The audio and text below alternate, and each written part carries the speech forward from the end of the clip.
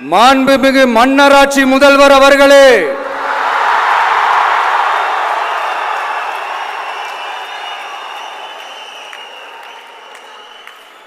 மாண்புமிகு திரு முத்துவேல் கருணாநிதி ஸ்டாலின் அவர்களே,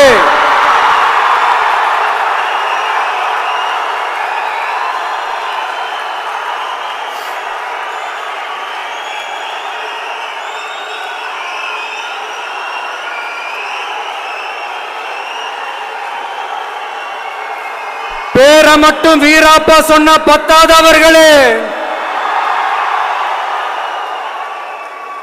செயல்லையும் ஆட்சியிலையும் அதை காட்டணும் அவர்களே.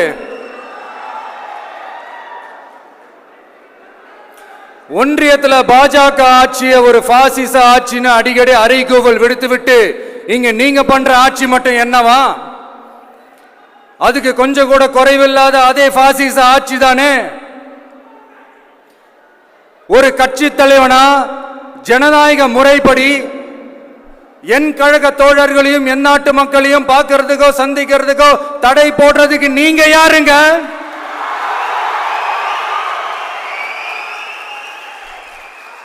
தடையை மீறிய மக்களை பார்க்கணும்னு முடிவு பண்ணிட்டா போயே தீருவேன். சட்டத்தை மதிக்கணும்ன்ற ஒரே காரணத்துக்காக தான் அமைதியா இருக்கிறேன். நேத்து வந்தவெல்லாம் முதலமைச்சர் ஆகணும்னு கனவு காண்றான்னு சொல்றீங்க. அது நடக்கவே நடக்காதுன்னு சொல்றீங்க. அப்படியேங்க எந்த கட்சிக்கும் இல்லாத நெருக்கடியை தமிழக வெற்றி கழகத்துக்கு மட்டும் போட்டுக்கிட்டே இருக்கிறீங்க.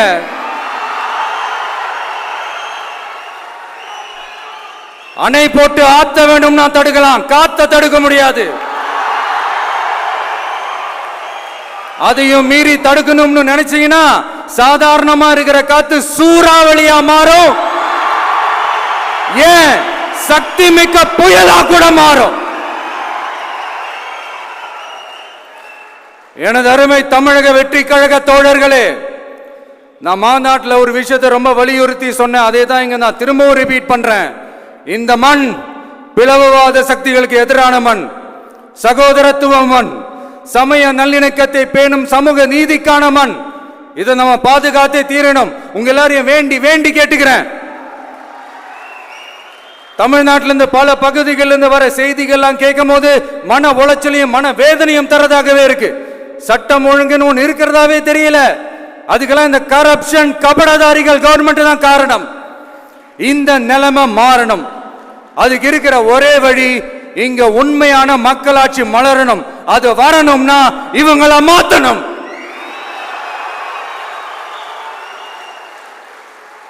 அதுக்கு என்ன வழி? அதுக்கு நாம என்ன செய்ய போறோம்? நம்மளுடைய தோழர்கள் டெய்லி மக்களை போய் பாருங்க, அவங்களோட பேசுங்க, ஒவ்வொரு தெருவுக்கும் போங்க, ஒவ்வொரு வீட்டுக்கும் போங்க, அவங்களோட பிரச்சனைகள் என்னன்னு கேளுங்க, அதை தீர்க்கிறதுக்கு என்ன வழின்னு யோசிங்க. அப்பதான் அவங்களுக்கு நம்ம மேல ஒரு நம்பிக்கை வரும். அப்படி ஒரு ஆழமான நம்பிக்கையை விதைச்சிட்டு அதுக்கப்புறமா நிமிந்து பாருங்க.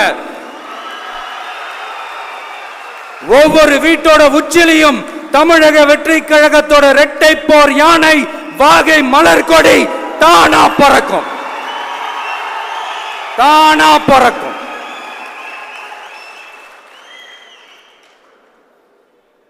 மாண்புமிகு மன்னராட்சி முதல்வர் அவர்களே, உங்க ஆட்சியை பத்தி கேள்வி கேட்டா மட்டும் ஏன் சார் உங்களுக்கு இவ்வளவு கோபம் வருது? நீங்க ஒழுங்கா ஆட்சி நடத்திருந்தீங்கன்னா பெண்கள் பாதுகாப்பு ஒழுங்கா இருந்திருக்கும், சட்டம் ஒழுங்கு சரியா இருந்திருக்கும். பச்சை பிள்ளைங்க, படிக்கிற பிள்ளைங்க, சின்ன பொண்ணுங்க, வீட்டில் இருக்கிற பொண்ணுங்க, வேலைக்கு போற பொண்ணுங்கன்னு இவங்க எல்லாருக்கும் நடக்கிற கொடுமைகளை சொல்ல முடியல சார்.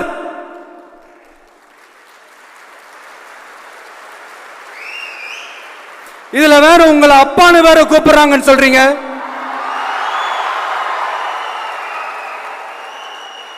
தினம் தினம் உங்களுடைய இந்த கொடுமைகளை அனுபவிச்சுட்டு இருக்கிற என்னுடைய சகோதரிகளான தமிழ்நாட்டு பெண்கள் தான் உங்களுடைய அரசியலுக்கே ஒரு முடிவு கட்ட போறாங்க, உங்களுடைய ஆட்சிக்கே ஒரு முடிவு கட்ட போறாங்க, உங்களுடைய இந்த அரசியல் வாழ்க்கைக்கே ஒரு முடிவு கட்ட போறாங்க.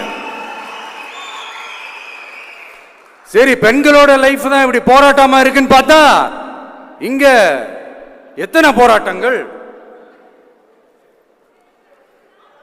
பரந்தூர் போராட்டம், அரசு ஊழியர்கள் ஆசிரியர்கள் போராட்டம், போதைப் பொருள் எதிர்ப்பு போராட்டம், வரி உயர்வு போராட்டம், மீனவர்கள் போராட்டம், போக்குவரத்து ஊழியர்கள் போராட்டம், சாதிவாரி கணக்கெடுப்பு போராட்டம், சாம்சங் தொழிலாளர்கள், டங்ஸ்டன், விவசாயிகள் போராட்டம், மின்கட்டண உயர்வு எதிர்ப்பு போராட்டம், இஸ்லாமிய அமைப்புகள், செவிலியர்கள், மருத்துவர்கள், இந்த மாதிரி போராட்டங்கள். இதெல்லாம் சும்மா சாம்பிள் தான். இது இன்னும் சொல்லிட்டே போலாம், இந்த நாள் பத்தாது. ஆனா இந்த எல்லா போராட்டங்களுக்கும் தமிழக வெற்றி கழகம் கூட நிற்கும்.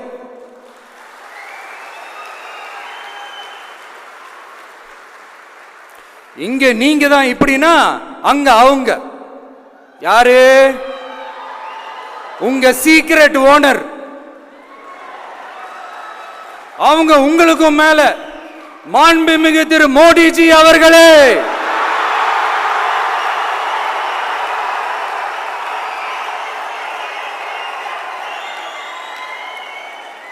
என்னமோ உங்க பேரெல்லாம் சொல்றதுக்கு எங்களுக்கு ஏதோ ஒரு பெரிய பயம் மாறியும்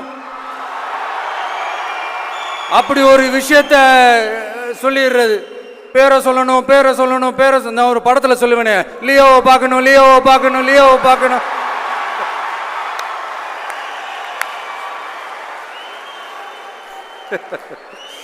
இல்ல இல்ல, சத்தியமா அப்படிதாங்க இருக்கு. சென்டர்ல ஆள்றவங்கன்னு சொல்றோம். சென்டர்ல யார் ஆள்றா? காங்கிரஸா? இங்க ஸ்டேட்ல ஆள்றவங்கன்னு பேசுறோம். இங்க யார் ஆள்றா? அதிமுகவா? அப்புறம் என்ன பேரை சொல்லணும், பேரை சொல்லணும்? எனக்கு புரியலையே. நீங்க தானே கேட்டீங்க, வச்சுக்கோங்க.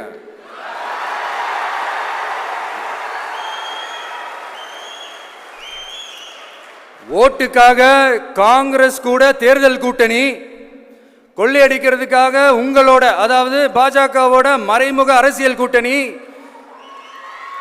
இப்படி உங்க பேரை சொல்லியே மக்களை ஏமாத்துறதும், உங்க பேரை சொல்லியே மக்களை பயமுறுத்துறதும், இப்படி இந்த கரப்ஷன் கபடதாரிகளுக்கு மறைமுகமாக உதவும் உங்க அரசுக்கு ஏஞ்சி தமிழ்நாடு தமிழர்கள்னாலே அலர்ஜி.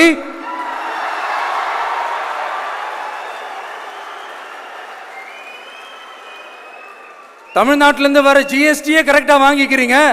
ஆனா தமிழ்நாட்டுக்கு பட்ஜெட்ல நிதி ஒதுக்க மாட்டேங்கிறீங்க. இங்க படிக்கிற நம்ம பிள்ளைங்களோட படிப்புக்கு நிதி ஒதுக்க மாட்டேங்கிறீங்க. ஆனா மும்மொழி கொள்கையை திணிக்கிறீங்க. டீலிமிட்டேஷன் என்ற பேர்ல தமிழ்நாட்டோட பார்லிமெண்ட் சீட்ஸ்லையும் கை வைக்க பாக்குறீங்க.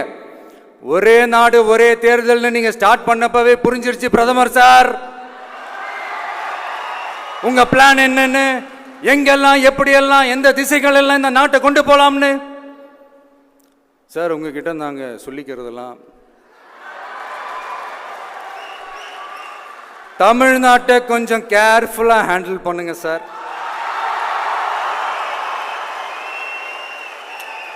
ஏன்னா தமிழ்நாடு பல பேருக்கு தண்ணி காட்டின ஸ்டேட் சார், பல பேருக்கு தண்ணி காட்டின ஸ்டேட் சார். பார்த்து சார், பார்த்து செய்யுங்க சார், மறந்துடாதீங்க சார்.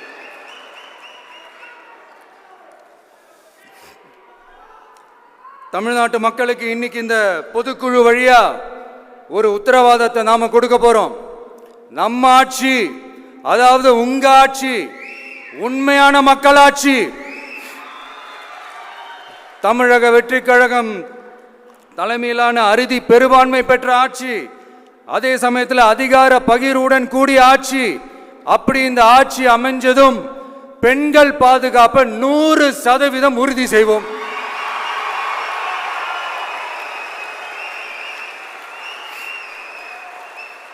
சட்டம் ஒழுங்கு ரொம்ப முறையா ஸ்ட்ரிக்டா வச்சிருப்போம். கல்வி, சுகாதாரம், மருத்துவம்னு அத்தனையிலையும் ரொம்பவே கவனம் செலுத்துவோம். அதுவும் எல்லாருக்கும் ஈஸியா ஈக்குவலா கிடைக்கிற மாதிரி செய்யறது தான் நம்ம டார்கெட்.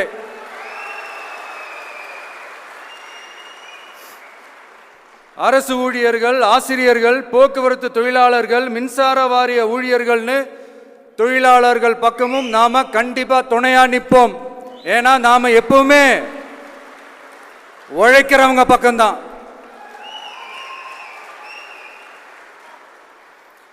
நம்ம தமிழ்நாடு விவசாய பூமி, இயற்கை வளங்கள் நிறைந்த மண். இந்த விவசாயத்துக்கும் இயற்கை வளங்களுக்கும் எதிராக எந்த விதமான ஒரு திட்டத்தையோ நடவடிக்கையோ கொண்டு வர்றதை எங்களால் ஏற்கவே முடியாது. எங்க மண்ணை, மக்களை பாதிக்கிற மாதிரி திட்டங்களை தயவு செஞ்சு செயல்படுத்தாதீங்க. அதை நாங்கள் எதிர்க்கவே செய்வோம். தமிழ்நாட்டை எல்லா வகையிலும் பாதுகாக்க வேண்டியது எங்களுடைய உரிமை, கடமை, கொள்கை எல்லாமே. The fundamental strength of politics is uncompromising principles and ideologies. Periyar's social justice, Kamaraj's honest administration, Ambedkar's equal justice and equal opportunity, Velu Nachiyar's social inclusivity and communal harmony, Anjali Ammal's fighting for water resources were the reasons for choosing them as our party's ideologues and policy leaders. I would like to mention here with pride that we are the first political party to declare two historic women icons who are India's freedom fighters from Tamil Nadu as our party's ideologues and policy leaders. இப்படி ஒரு ஆழமான நம்பிக்கையுடன் வரும் 2026இல் தமிழ்நாடு சட்டமன்ற தேர்தலில் ஒரு மாபெரும் அரசியல் மாற்றத்தை கொண்டு வந்து மக்கள் சக்தியின் உதவியுடன் மக்கள் விரும்புகிற ஒரு நல்ல அரசை அமைப்பதில் உறுதியாக இருப்பதால்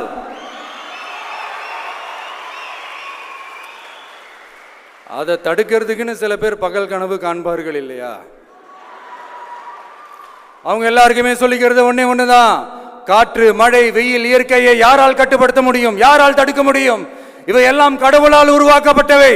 அப்படிதான் எம் மக்களுக்கான அரசியலையும் யாராலும் தடுக்க முடியாது. அரசியல் சூறாவளியையும் தேர்தல் சுனாமியையும் தடுப்பார் எவர். அப்படிதான் எம் மக்களுக்கான அரசியலையும் அந்த வெற்றியையும் யாராலும் தடுக்க முடியாது.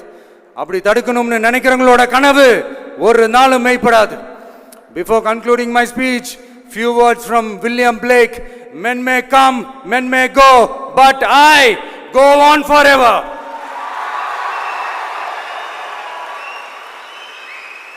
ஞாலம் கருதினும் கைகூடும், காலம் கருதி இடத்தார் செய்யின். ஏற்ற காலத்தையும் இடத்தையும் அறிந்து ஒரு செயலை செய்தால் பூவுலகம் முழுமையையும் வேண்டினாலும் அது கைவசப்படும் என்ற திருக்குறளுடன் என்னுடைய நன்றியுரை நிறைவு செய்கிறேன். பார்த்துக்கிட்டே இருங்க, அடுத்த வருஷம் இதுவரைக்கும் தமிழ்நாடு சந்திக்காத ஒரு வித்தியாசமான ஒரு தேர்தலை சந்திக்கும்.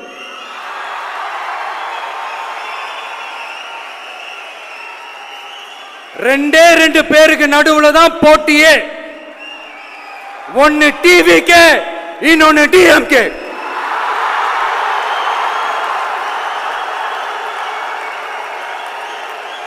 கான்பிடண்டா இருங்க, நல்லதே நடக்கும், வெற்றி நிச்சயம். மீண்டும் சந்திக்கும் வரை நன்றி, வணக்கம்.